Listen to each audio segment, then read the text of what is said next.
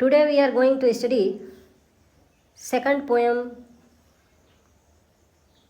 of Robert Frost of the book First Flight, class 10th. The title of this poem is Fire and Ice. This poem has also been composed by great American poet Robert Frost.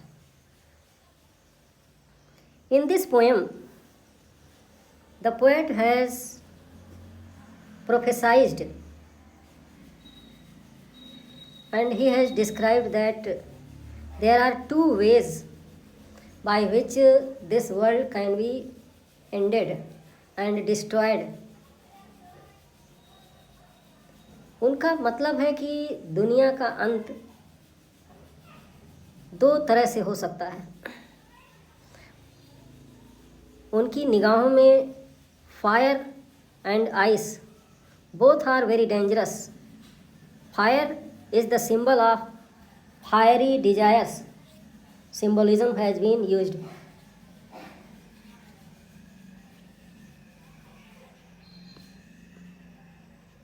Symbolism. Fire is the symbol of fiery desires.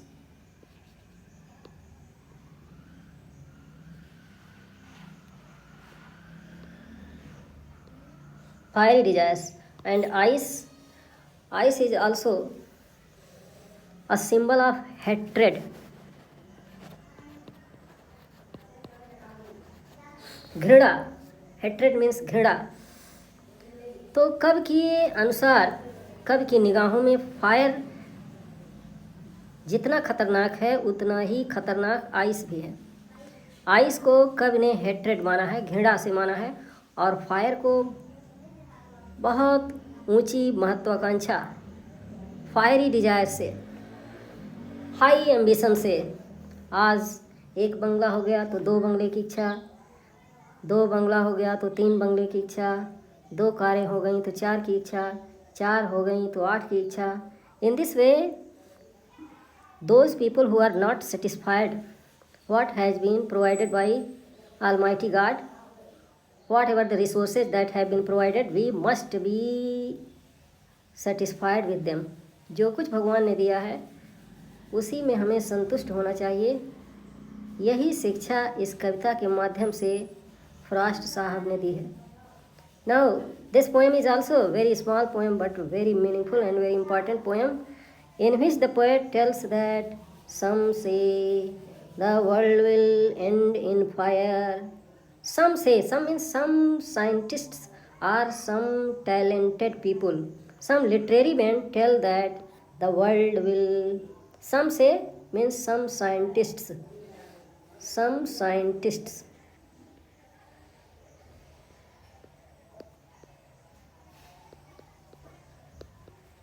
Some scientists are some great personalities.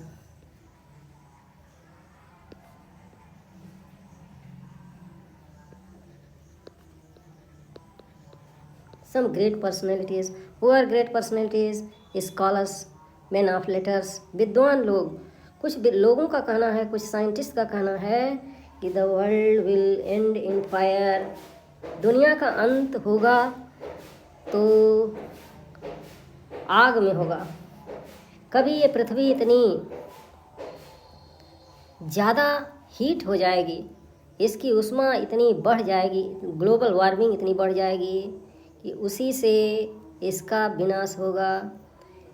दूसरे शब्दों में कम का मंतव्य ये है कि fiery desires, लोगों की इच्छाएं इतनी अनंत हो जाएंगी जिसकी पूर्ति करना कभी पॉसिबल नहीं होगा, और इसी से दुनिया का अंत हो जाएगा. In this way the world will be ended in fire, some say in ice. In the second line he tells that some people say that the world will end in ice.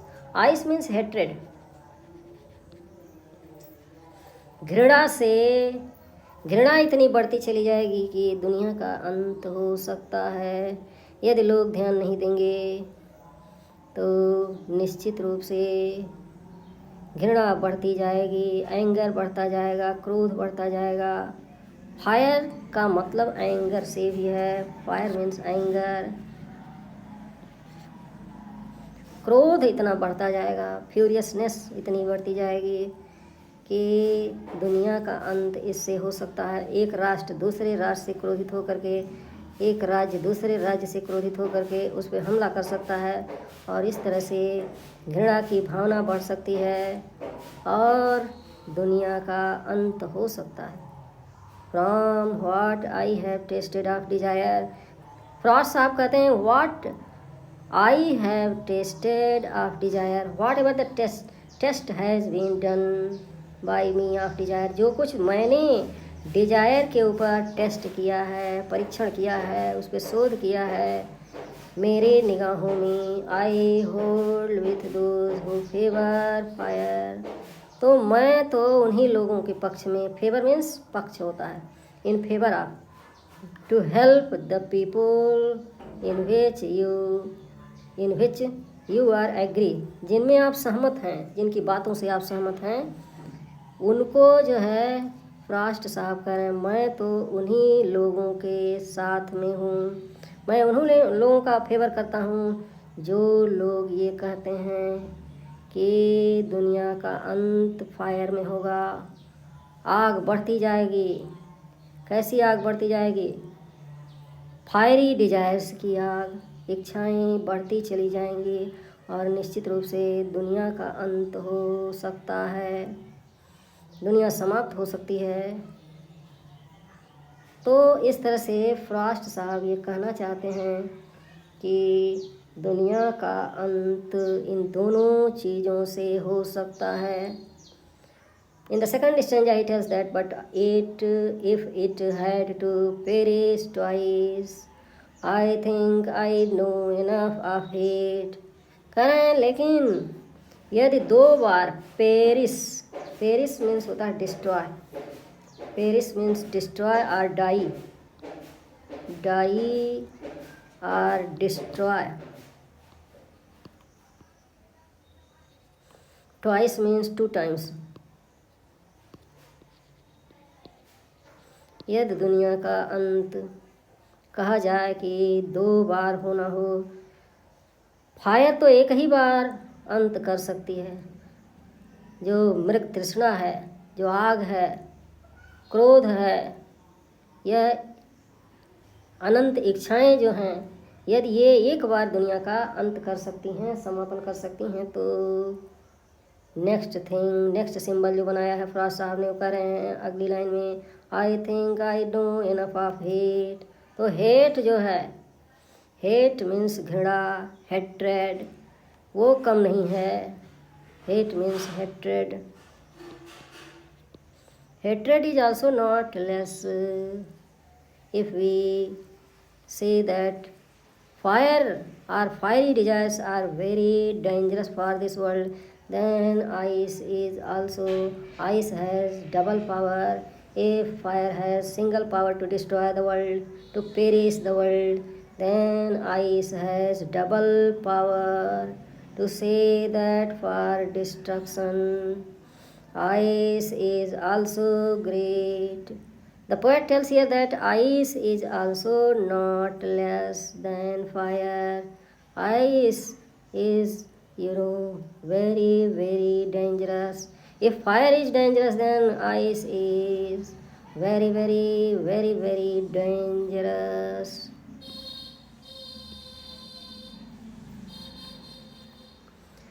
Fire में 1 गुनी ताकत, तो ice में 2 गुनी ताकत है दुनिया को विनाश करने में। कैसे?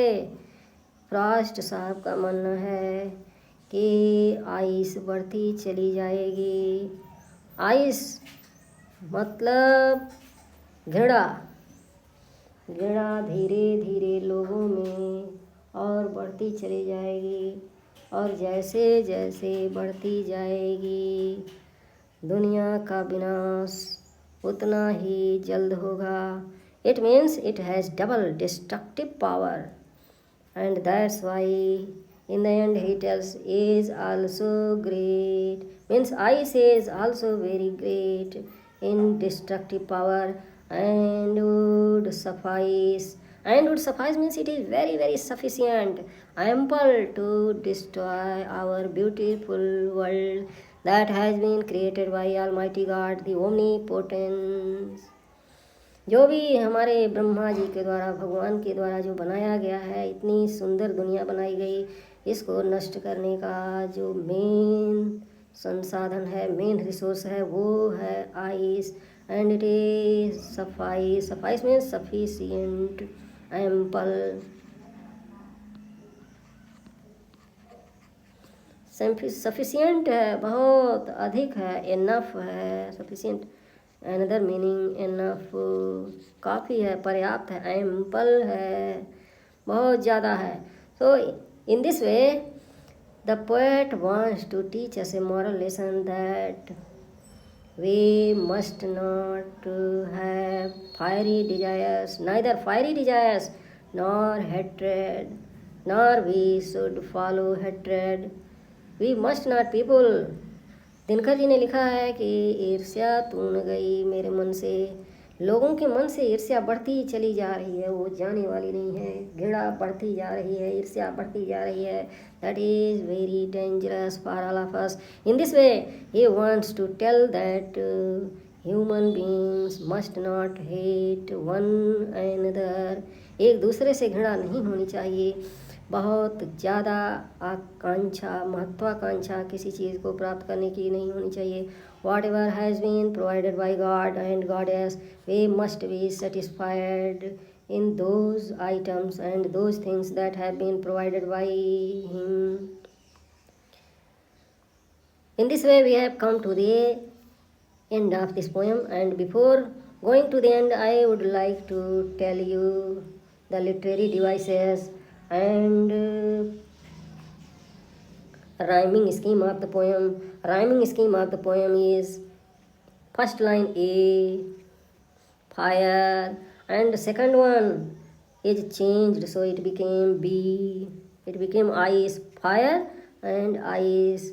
Fire and desire both are rhyming together, so they became A. And ice. Ice and fire, they are different. That is why rhyming scheme is A, B, A. Fire, desire, फिर फायर, ये तीनों पंक्तियाँ आपस में एक जैसी लय बना रही हैं, इसलिए इन तीनों की राइमिंग स्कीम हो गई ए. और बी अलग तरह की लय बना रही है, इसलिए आइस अलग लय में लिखी गई है, इसलिए इसकी राइमिंग स्कीम हो गई बी. तो इस तरह से हम देखते हैं कि फर्स्ट स्टैंजा में फ्रॉस्ट साहब ने A B A rhyme scheme का प्रयोग किया है.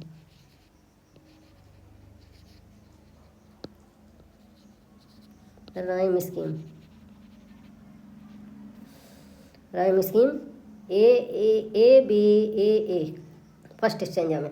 सेकंड स्टैंजा में ट्वाइस, आइस जैसे है वैसे ही ट्वाइस, तो ये भी जो है बी हो गया.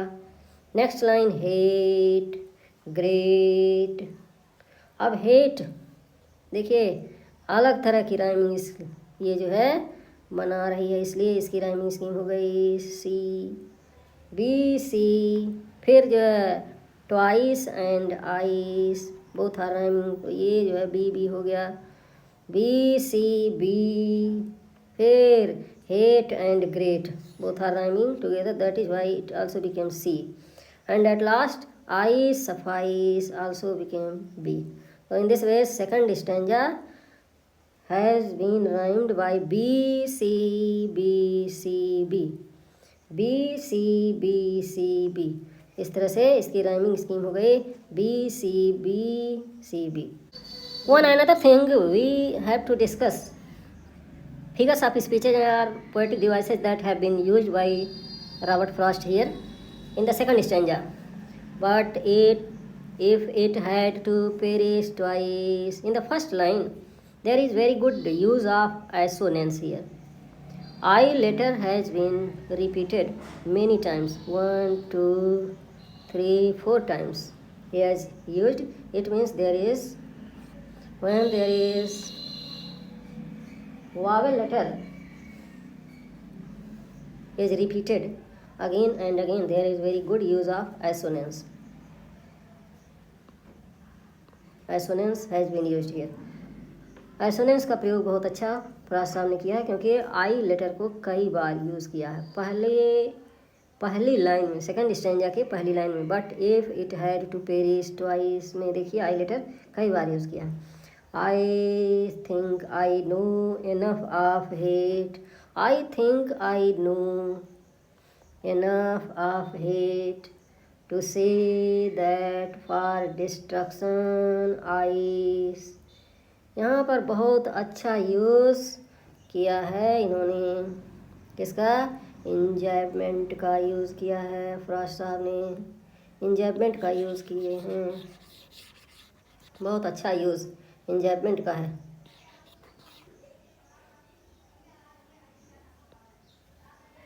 इंजैबमेंट, कैसे इंजैबमेंट का प्रयोग किए हैं? क्योंकि देखिए hate ice is also great, यहाँ आकर के पंक्चुएशन मार्क फुल स्टॉप का यूज़ किया है उन्होंने, अर्थात बहुत ही अच्छा प्रयोग इंजैबमेंट का है यहाँ पे।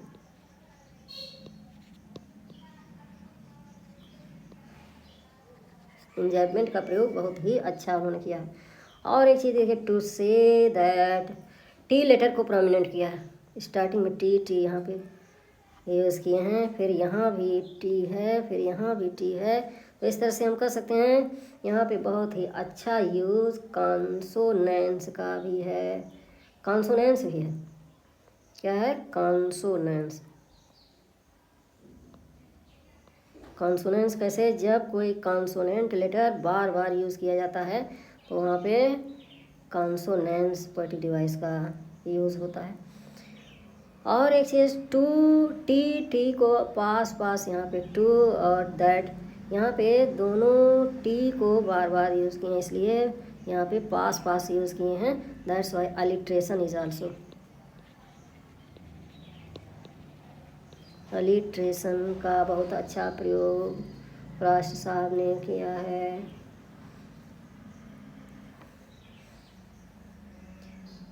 So in this way, now we can say that these are the poetic devices that have been used by the Frost here. Okay, thank you students.